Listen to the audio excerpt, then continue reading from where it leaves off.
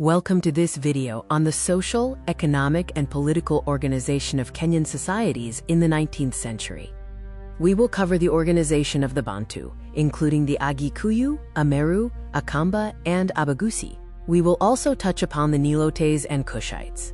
The Agikuyu's social organization was centered on the family and clan. Initiation at puberty marked entry into age sets, after which individuals were deemed mature for marriage. They believed in one god, Ngai, residing in Mount Kirinyaga, and used sacred places like the Mugumo tree for worship. The Agikuyu political system was decentralized. The smallest unit was the family, with a council of elders called Kiama ruling each clan. The higher council, Kiama Kia Athamaki, served as a court of appeal and administered justice. Age sets provided warriors for community defense. Economically, the Agikuyu were farmers, growing crops like millet and yams and making iron tools. They kept livestock and traded with neighbors like the Akamba and Maasai, exchanging grains and iron implements for livestock products and clothes. Moving to the Ameru social organization, various councils existed, culminating in the Supreme Council Ncheke, which set the community's moral code. Families lived in villages led by elders. They believed in God, spirits, and practiced lifelong education. The Ameru political organization was clan-based, with councils settling disputes, presiding over ceremonies, and declaring war.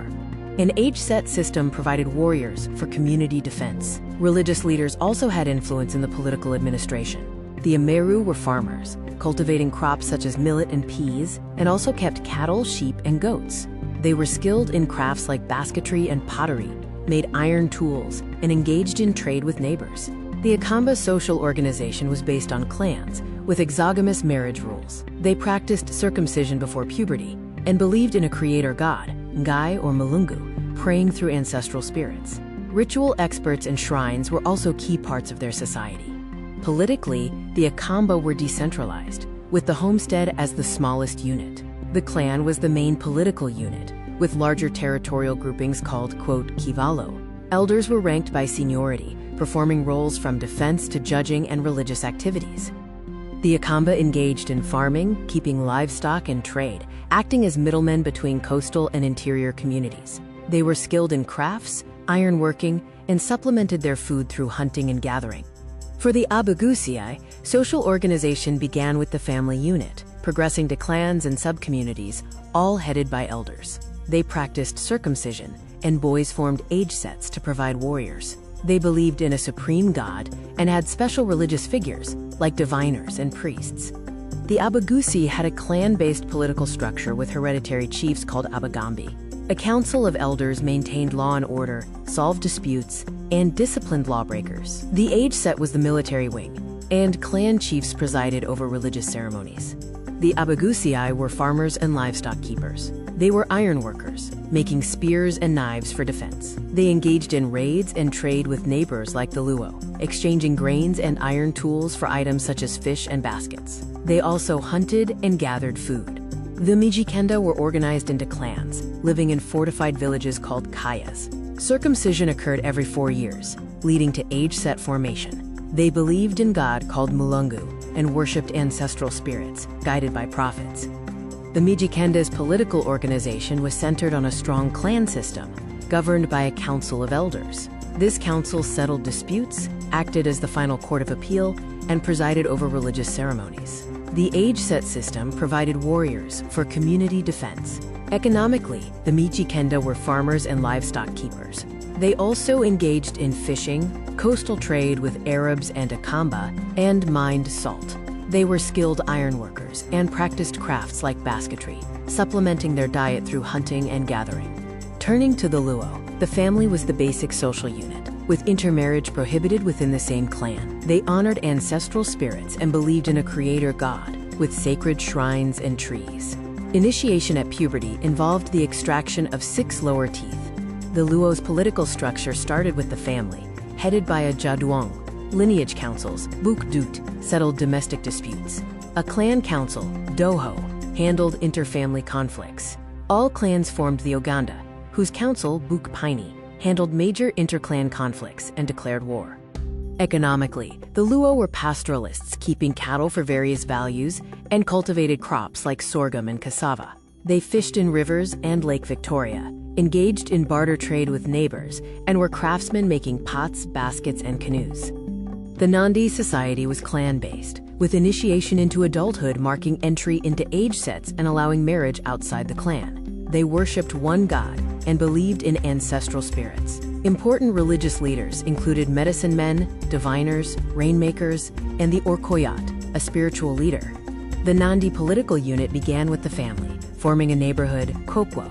Several Kokwet formed a Bororiet, headed by a council of elders. Their duties included maintaining law and order, settling major disputes, and advising warriors on raids.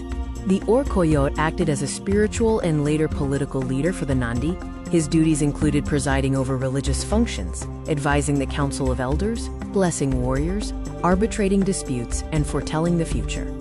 The Nandi economy focused on keeping livestock, cultivating crops like sorghum and millet, and ironworking.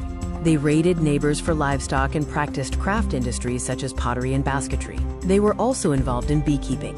The Maasai society was organized into clans, with circumcision marking the transition to age sets. They believed in the supreme god, Enkai, with the Laibon praying on their behalf. The warrior class, Morans, defended the community, conducted raids, and surveyed grazing areas. Politically, the Maasai organization was clan-based, led by a council of elders. Their duties included maintaining law and order, settling disputes, and declaring war.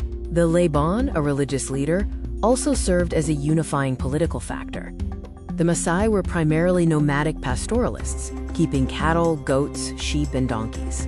They traded and raided their neighbors for cattle. Some groups, like the Kwavi Maasai, grew crops. They were also iron and leather workers, and supplemented their diet by hunting and gathering. For the Borana, social life was centered on the nuclear family and clan. Their age-set structure, quote, Gada, identified a powerful person who proclaimed laws and presided over meetings. They had two kinship groups for exogamous marriage, practiced division of labor, and worshipped one god, Wak. The Borana political organization was kinship-based, divided into two clans, each led by a hereditary ritual leader. A council of elders settled disputes and organized defense. The age-set system provided the military force. Economically, the Borana were nomadic pastoralists. They traded with neighbors, hunted, and gathered. They cultivated food crops along the river Tana and engaged in craft industries, with women making baskets and leather products, and men making wooden tools and weapons. They also practiced fishing.